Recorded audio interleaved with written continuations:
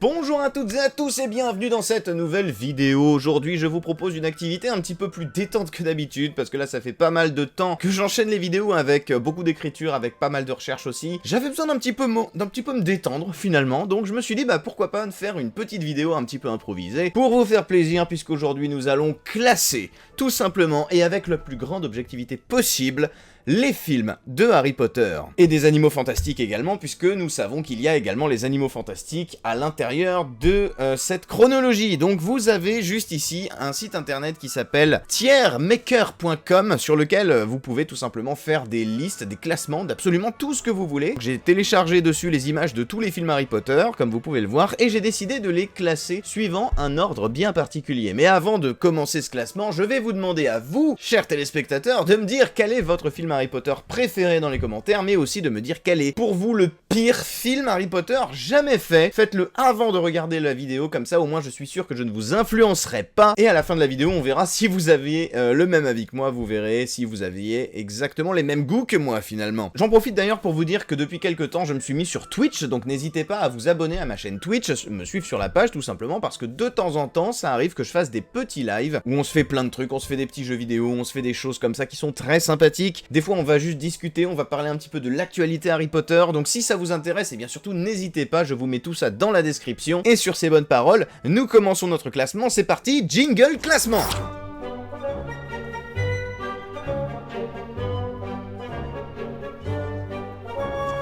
J'ai donc décidé de classer ces films suivant 5 catégories, et après à l'intérieur de chaque catégorie je vais un peu ajuster les trucs pour voir vraiment chaque film les uns par rapport aux autres, où est-ce qu'ils se situent. Donc les films seront classés en fonction de si je les trouve absolument géniales, donc là c'est à dire que les qualités du film sont absolument incroyables et que je n'ai absolument rien à redire dessus, je peux les revoir et les re-revoir des milliards de fois sans jamais me lasser. À ce moment là je considère qu'il est absolument génial. Très cool, c'est si jamais je les trouve vraiment ultra sympas, bon, voilà, j'ai pas vraiment besoin d'expliquer, quoi, ça va, je pense que vous avez compris. Sympa, c'est si, c'est, voilà, sympa, mais sans plus. Pas ouf, ça commence à être un petit peu de la merde, donc là je commence à trouver que c'est vraiment pas terrible. Et enfin, atroce, si jamais le film est vraiment une purge, si jamais en l'ayant vu plusieurs fois, je passe toujours un très mauvais moment, voilà. Si, peut-être que ça me met en colère, et peut-être que vous avez déjà un film qui vous évoque un peu ce genre de sentiment, je ne sais pas. Dites-moi tout ça dans les commentaires. Moi j'en ai un qui me vient tout de suite en tête, mais on va y venir, vous en faites pas, ça va arriver.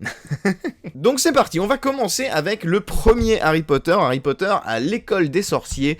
Et pour moi, il n'y a aucun défaut à ce film. Voilà, je suis désolé, je sais pas si c'est l'avis de tout le monde, mais personnellement, je vais le mettre immédiatement dans absolument génial. Parce qu'il est absolument génial, tout simplement. Ce film, c'est pas compliqué, je crois que c'est un des rares Harry Potter que je peux voir, terminer, et immédiatement le relancer sans que ça me pose le moindre problème. Je ne m'en lasserai jamais. Déjà, c'est parce que c'est celui de l'enfance, hein. Je pense que pour beaucoup d'entre vous, c'est celui qui a été celui de la découverte. Et là où je le trouve absolument génial, et ça c'est vraiment particulièrement flagrant quand vous visitez les studios Harry Potter qui sont à Londres, les studios de la Warner, c'est que vous vous rendez compte à quel point c'est ce film-là qui a posé toutes les bases de tout le reste, c'est-à-dire que tout l'émerveillement qu'on a eu avec toute cette saga, on le doit en grande partie à ce film-là, parce que c'est lui qui a vraiment décidé des designs des robes, des designs de Poudlard, vous imaginez? C'est-à-dire qu'à la base, quand c'était là le plus gros défi à remporter en fait, c'était lui qui devait faire le casting, c'était lui qui devait créer Poudlard, c'était lui qui devait faire le Poudlard Express, tout est parti de celui-là. Et c'est pour ça que je trouve que ce film est vraiment absolument génial, c'est parce qu'il a eu une influence tellement incroyable sur toute la saga, plus les musiques de John Williams, quoi, s'il vous plaît, les musiques de John Williams, qui me donnent des frissons à chaque fois, quoi. Je suis allé le voir en ciné-concert, parce que des fois il passe en ciné-concert où vous avez un orchestre qui joue les musiques, mais les frissons que ça m'a donné, c'était juste incroyable. J'ai vraiment adoré ce film-là, je pense que c'est, pour moi, à titre personnel, c'est mon préféré, c'est le meilleur de la saga, pour moi c'est le premier, voilà. Je sais que c'est pas forcément l'avis de tout le monde, parce que oui, il reste un peu enfantin, oui, c'est forcément, ça fait un peu bébé, mais en même temps, c'est tellement celui qui me fait le plus vibrer que je ne pouvais pas le mettre ailleurs que dans la catégorie absolument géniale. Il est juste à côté d'ailleurs de Harry Potter et la Chambre des Secrets, parce que Harry Potter et la Chambre des Secrets, personnellement, lui aussi, je le trouve absolument génial, pour exactement les mêmes raisons, sauf qu'en plus, là, on ajoute un peu de complexité à l'histoire, on ajoute un petit peu de background finalement à Poudlard, puisqu'on apprend l'existence des fondateurs de l'école dans ce film-là. C'est là qu'on commence aussi à introduire la notion de fourche-langue. On a toujours... De toute façon, c'est comme ça que fonctionnent les films Harry Potter. À chaque fois, si vous regardez, chaque film a ajouté une nouvelle notion à comprendre dans l'univers. Dans le premier, c'était tout l'univers des sorciers qu'il fallait découvrir. Dans le deuxième, on ajoute l'histoire des fourche-langues avec l'histoire des 4 fondateurs. Dans le troisième, on ajoute les animagus, le fait d'introduire le patronus, les détraqueurs, et on introduit surtout l'histoire des maraudeurs, comment les parents de Harry sont morts finalement, donc voilà. Et après dans le 4, vous avez le retour de Voldemort, enfin, voilà. Bref, vous avez compris, à chaque fois vous pouvez vous amuser à le faire de votre côté, je pense que vous avez très bien compris où je voulais en venir, mais voilà, chaque film a introduit un nouveau truc, et ce Harry Potter et la Chambre des Secrets a introduit beaucoup de choses, en plus du reste. Et comme on reste sur le même réalisateur, et qu'on reste sur le même type de création finalement, pour moi il reste absolument génial. Pour moi les 2 premiers resteront à jamais indétrônables, pour moi les 2 premiers sont objectivement, officiellement, les meilleurs de tous, voilà. Ensuite, nous arrivons à Harry Potter et le prisonnier d'Azkaban, que personnellement, je vais classer... Alors là, je sais que ça va faire mal à beaucoup de gens. Je le sais parce que pour beaucoup de gens, et beaucoup d'autres youtubeurs Harry Potter d'ailleurs avec qui je parle, c'est celui-ci le préféré, et moi, pas du tout. Malheureusement, c'est pas du tout mon préféré. C'est pas que j'ai pas aimé le côté dark, parce que Alfonso Cuarón, le réalisateur, il a fait quand même un boulot qui lui correspond à la base, mais il a fait surtout un boulot où on a un passage dans la maturité, entre guillemets, avec le côté un peu dark, un petit peu ténébreux finalement. L'histoire devient beaucoup plus sombre, on découvre des choses beaucoup plus sombres, mais le livre aussi, à ce moment-là, devient beaucoup plus sombre, donc c'est pas incohérent du tout. Mais par contre, mine de rien, ça reste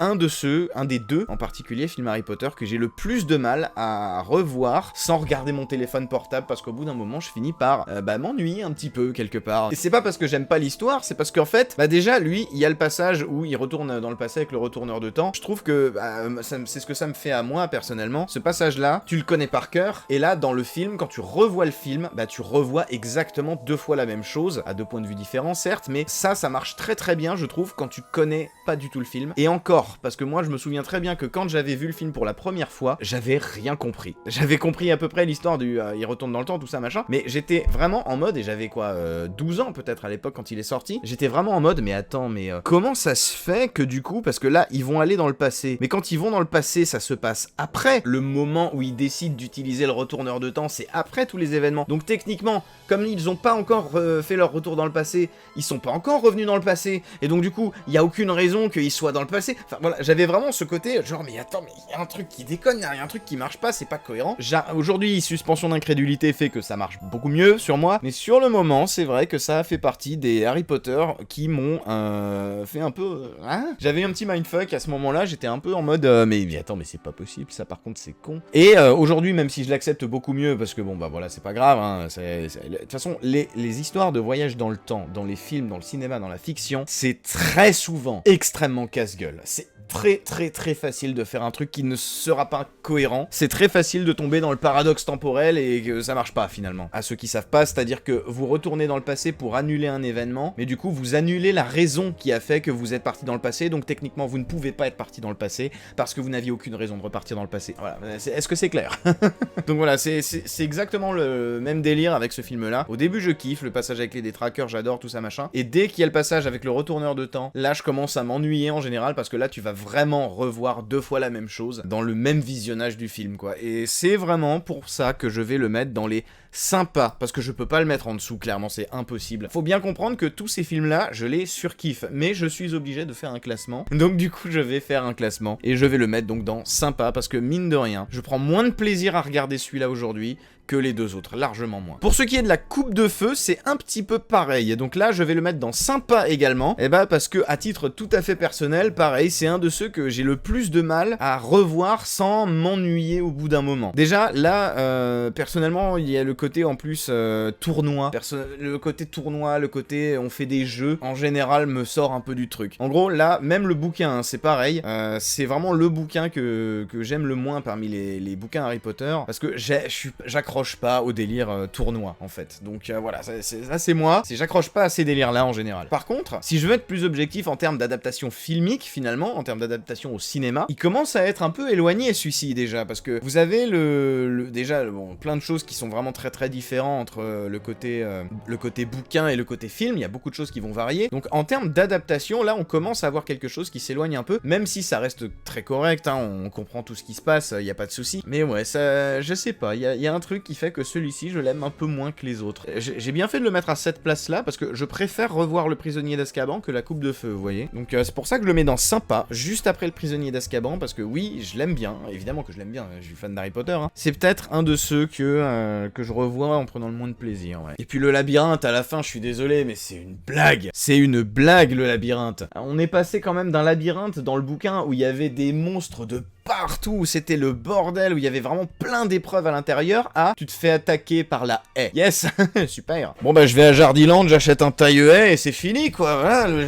Non franchement ouais, c'est peut-être parmi les films Harry Potter, uniquement Harry Potter, sans compter les animaux fantastiques, c'est probablement celui que j'aime le moins, je pense, La Coupe de Feu. Je l'aime bien, hein, mais c'est celui que j'aime le moins. Puis nous passons à Harry Potter et l'Ordre du Phénix, que personnellement je trouve très cool. En l'occurrence, je vais le mettre ici dans cette case-là parce que je le trouve vraiment très sympa. Pas absolument parfait parce que, bah, absolument parfait. Je l'aime vraiment beaucoup, hein, il est génial, mais j'irais pas à dire qu'il est au niveau des deux premiers quand même. Les deux premiers, de toute façon, pour moi, c'est vraiment, je vous l'ai dit, ils sont indétrônables. Mais par contre, c'est vrai qu'il est très très cool. Et alors, le personnage de Dolores Umbridge, l'actrice qui l'interprète, est absolument incroyable. Dans ce film, vous avez des scènes qui sont parmi les scènes les plus mémorables de toute la saga. Genre, je pense à la scène où les Weasley font leur feu d'artifice dans la grande salle pour faire péter les plombs à Ombrage. Vous avez la scène de la salle sur demande, ça introduit l'armée de Dumbledore. Vous savez quoi, j'ai même envie de le changer de place, hein. J'ai même envie de le changer, parce que objectivement, qu'est-ce qu'ils auraient pu faire de mieux sur ce film? Est-ce qu'il y a quelque chose qui est vraiment à améliorer, que j'aurais aimé voir et que je n'ai pas vu? À la limite, ouais, il y a peut-être le délire autour de la prophétie, qui est peut-être moins évident à comprendre. Pour le coup, je me souviens que quand j'avais vu le film la première fois, j'avais pas très bien compris ce qu'ils allaient foutre au ministère de la magie, je voyais pas très bien ce qu'ils allaient faire là-bas. Donc je sais pas, peut-être qu'il y a quelque chose qu'ils auraient pu améliorer à ce niveau-là. Pour le coup, le bouquin est vraiment...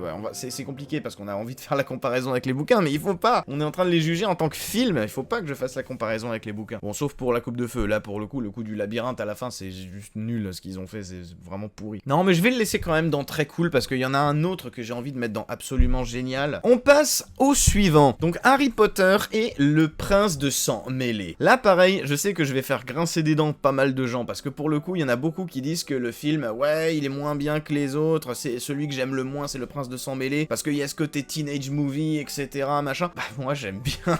Je suis désolé, mais moi, j'aime bien.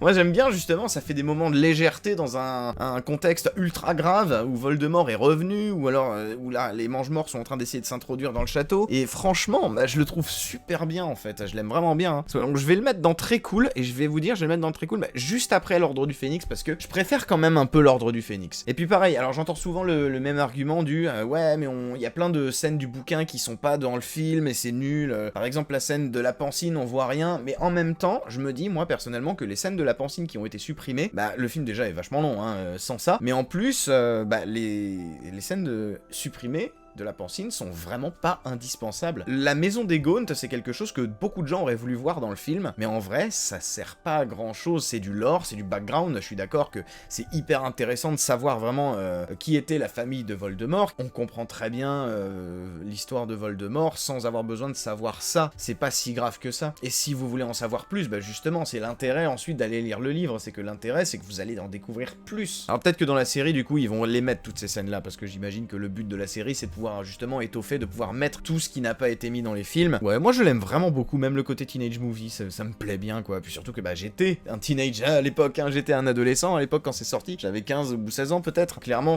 voilà, c'était ancré, c'était un peu le genre de truc que j'avais envie de voir au cinéma. Puis il faut se souvenir aussi que bah ça a un côté teenage movie certes, mais ce sont des adolescents aussi à ce moment-là, donc évidemment qu'ils vont vivre des histoires d'amour à l'eau de rose, évidemment qu'ils vont vivre ce genre de moments, ce genre de scène un peu cucu avec la lavande, etc. Il y a plein de blagues qui ont vraiment très bien fonctionné sur moi, parce qu'il y en a quelques-uns qui se plaignent aussi qu'il y a de l'humour, mais la mort de Dumbledore à la fin, je suis désolé, au moment où c'est censé être tragique, le film sait trancher et sait être tragique. Du coup, je pense que vraiment ce film fait partie de mon peloton de tête, on va dire, de mes films préférés sur Harry Potter. C'est pour ça que je vais le mettre là, je vais le laisser là, voilà.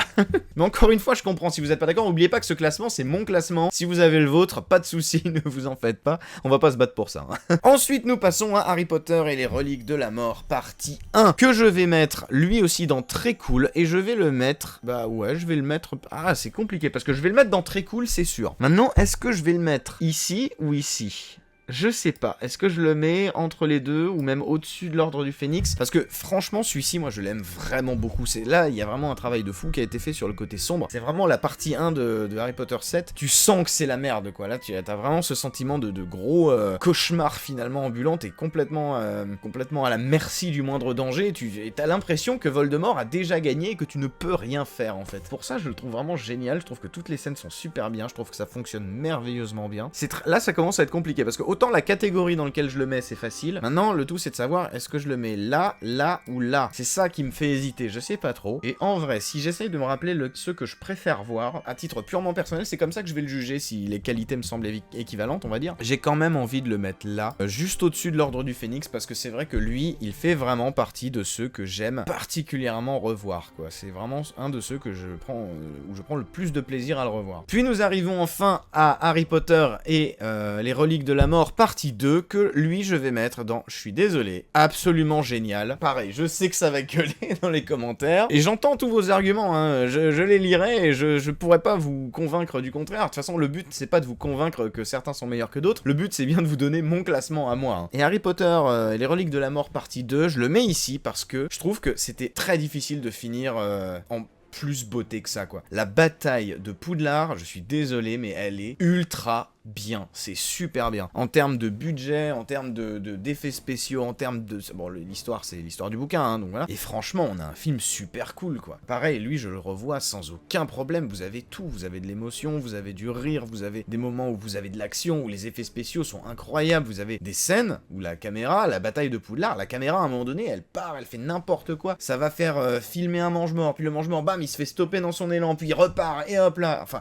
c'est super cool, vous avez toutes les créatures, vous avez Voldemort et Harry qui finissent enfin le duel final contre Voldemort. C'est obligé que ça fait partie des scènes les plus cultes du monde. Et il y en a beaucoup pareil qui ont dit mais comment ça se fait qu'il meurt comme ça et que il se fait un peu Thanos on va dire. Mais d'un autre côté moi je comprends parce qu'il y a un argument que j'ai entendu je sais plus où une fois et je suis assez d'accord avec ça. Voldemort est tellement monstrueux qu'on ne pouvait pas le faire mourir comme un être humain. On était obligé de le faire mourir comme ça en monstre finalement.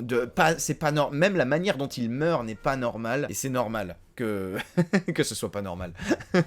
Voilà, j'espère que j'ai été clair. Et nous arrivons enfin à la saga qui ne sera jamais terminée, puisque ça flop malheureusement, les animaux fantastiques. Et pour le coup, le premier, je vais le mettre dans sympa, juste après Harry Potter et la Coupe de Feu, parce que Harry Potter et la Coupe de Feu restent mieux quand même. Hein. La saga Harry Potter est supérieure à la saga les animaux fantastiques, je pense que là-dessus il n'y a pas de débat, tout le monde sera d'accord avec moi. Maintenant, je le mets quand même dans sympa, le premier animaux fantastiques, parce que, bah, il est sympa. Voilà, c'est pas un film de dingue. L'histoire de croyance, je trouve qu'on en a un peu rien à foutre. Mais sinon, le côté, on revient dans le monde des sorciers avec un nouveau personnage, avec ensuite, on fait des petites découvertes sur des créatures fantastiques et tout, qui sont échappées. On visite New York, en plus, il y a le fait qu'il y a un moldu qui rejoigne l'équipe des sorciers, bah, ça permet de justifier un peu le côté découverte du monde magique. Franchement, je le trouve vraiment pas mal. Il y a vraiment quelque chose de très bien avec ce film. Ça se laisse regarder, quoi. Le premier, il est sympa. Je passe un bon moment devant, c'est pas le film du siècle, mais on passe pas un mauvais moment devant, je trouve. Vraiment, le seul truc que je trouve qui est pas très utile, croyance en fait. Je trouve que le côté avec croyance ne sert pas à grand chose, et on voit bien de toute façon qu'après ils se sont embourbés avec cette histoire, on le sent, ça se voit qu'ils savaient pas quoi foutre de ce gamin. Je sais pas comment ils auraient pu faire mieux, mais en tout cas, moi je pense que... Mais moi j'ai été très conquis par contre par le côté, on part à la chasse aux animaux fantastiques. Ça m'a plu. C'était vraiment très très sympa. Ce qui nous amène à ce film qui s'appelle Les Animaux Fantastiques de Les Crimes de Grindelwald, que je vais mettre dans pas ouf, parce que vraiment, là par contre ça commence à être n'importe quoi, et le problème il vient beaucoup du scénario qui a du sens quand on le revoit plusieurs fois après, mais je me souviens très bien que la première fois que je l'ai vu au cinéma, je suis sorti, je n'avais rien compris, parce que le film est ultra décousu, on passe d'une scène à l'autre avec des personnages différents, ils sont à Paris, puis machin, on ne sait absolument pas ce qu'ils foutent là, faut vraiment être ultra attentif en fait pour vraiment réussir à suivre, et même en étant ultra attentif, parce que moi quand je suis allé le voir, j'ai adoré, hein, aller le voir, j'étais très content de voir un nouveau film dans l'univers d'Harry Potter, donc j'étais concentré, et malgré ça, bah j'ai rien compris. Je l'ai quand même revu 2 fois ou 3 fois après, parce que je l'ai ensuite, je me souviens, vu dans l'avion quand je suis allé au Japon, et là j'ai mieux apprécié le film, mais par contre, bah je reconnais qu'au bout d'un moment, on s'emmerde, quoi, on se fait un peu chier. C'est pas forcément l'histoire la plus intéressante, et là, c'est là que ça a commencé à merder, en fait. Les animaux fantastiques, pour moi, ça aurait dû rester séparé. S'ils avaient voulu faire un duel Grindelwald-Dumbledore, il fallait le faire, mais complètement séparé des animaux fantastiques. Les animaux fantastiques auraient dû rester sur Norbert, Tina, Queenie et Jacob. Ça aurait dû être les aventures de ce groupe-là. Complètement ailleurs, eux, on n'en entend pas parler. Quand on parle du duel entre Grindelwald et Dumbledore, on parle du duel entre Grindelwald et Dumbledore, et là, on revient à des personnages qui raccrochent les wagons avec Harry Potter. Mais pour moi, ça aurait vraiment dû être deux séries complètement distinctes, et c'est pour ça que ça marche pas, en fait. C'est parce qu'ils ont voulu vraiment raconter trop de choses en même temps, avec... De toute façon, ça se voit à Norbert, dans ce film-là, il est spectateur, quoi, il sert pas à grand-chose, il sert à rien, même. Si de temps en temps, il est là pour faire l'andouille avec des animaux fantastiques, mais en soi, il sert à rien, Norbert, dans ces films-là, particulièrement dans Les Crimes de Grindelwald, ce qui est vraiment dommage, finalement, parce que le premier film était bien. Mais en fait, je trouve que le premier film aurait dû rester tout seul, en fait. Il aurait dû partir chasser les animaux fantastiques dans New York,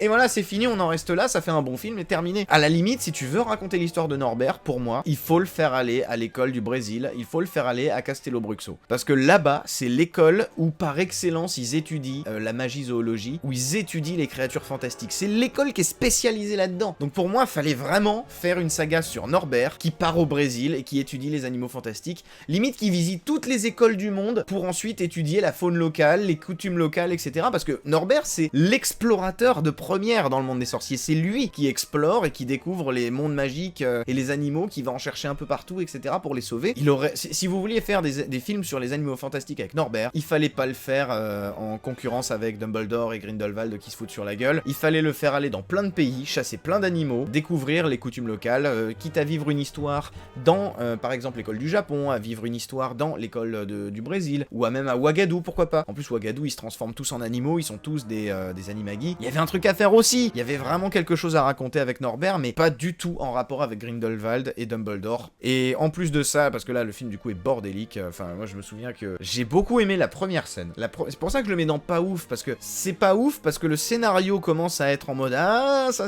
commence à devenir n'importe quoi. C'est pas ouf parce que c'est ultra décousu et parce qu'on comprend rien, mais il y a des scènes super cool. Je pense par exemple à la scène d'évasion de Grindelwald au début, elle est très sombre, mais si on a une bonne télé, et bah c'est vachement sympa comme scène, elle est vraiment super chouette la scène d'évasion de Grindelwald. Et on va arriver au dernier, et évidemment le dernier, si vous avez vu la vidéo que je vous mets juste là où j'ai parlé du film plus longuement, vous savez que je vais le mettre dans Atroce, voilà, parce que ce film c'est une purge, voilà, pour moi, les animaux fantastiques, les secrets de Dumbledore, c'est une merde infâme. C'est horrible. Je l'ai revu il y a pas longtemps parce que j'ai commandé le DVD à mes parents pour Noël. Mes parents m'avaient offert le coffret DVD des animaux fantastiques pour que j'ai vraiment tous les films Harry Potter. Je voulais en parler à nouveau et je voulais du coup le revoir, ce film, pour être sûr que c'était pas moi en sortant du cinéma qui m'était un peu énervé et qui était resté là-dessus. Parce qu'en sortant du cinéma, vraiment, hein, ce film-là, les crimes de Grindelwald, ça allait encore. Mais alors, les secrets de Dumbledore, je suis sorti de la séance de cinéma, je vous jure que j'étais en colère, j'étais énervé. On voit qu'ils en ont rien à foutre en fait. Déjà le côté oui bonjour, je suis Grindelwald, je me présente aux élections présidentielles et tout le monde est là, ok, alors que 2 semaines plus tôt il était recherché comme étant l'ennemi public numéro 1. Non, je suis désolé, déjà c'est complètement débile. Le côté oh putain, le côté c'est Bambi qui choisit qui sera le président du monde des sorciers, mais au secours quoi, mais au secours. Surtout qu'il y a un système de vote, mais qui ne dépend que du choix du chevreuil, là. Du Kilin ou du Chilin, du Bambi casse-couille, là, on s'en bat les steaks. Franchement, quoi, non, c'est non, non, non. Je n'accepte pas ça. Je suis désolé, mais dans Harry Potter, ce n'est pas Bambi qui choisit le roi des sorciers, d'accord?